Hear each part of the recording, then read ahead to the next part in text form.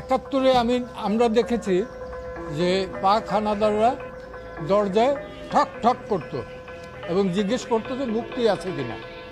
আর 2024 সালে দেখলাম যে যে দেশটা আমরা রক্তের বিনিময়ে 30 লক্ষ শহীদের রক্তের বিনিময়ে স্বাধীন করলাম, সেই দেশে ব্লক রেড দিয়ে রাতের অন্ধকারে 2টা-3টার সময় ঠক ঠক করে জিজ্ঞেস করে কোনো ছাত্র আছে কিনা। যদি থাকে তাহলে আবার মোবাইলটা চেক করে।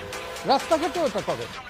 কোন আইনের বলে করে, কোন অধিকার বলে করে?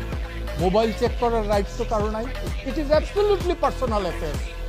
আজকে বাংলাদেশে এই আইটি ইনফরমেশন টেকনোলজির যুগে আমার মোবাইল চেক করবে যে কেউ, আমার ডায়েরি চেক করবে যে কেউ, আমার প্যান্ট চেক করবে যে কেউ, এই অধিকার তো কাউকে দেওয়া হয় না।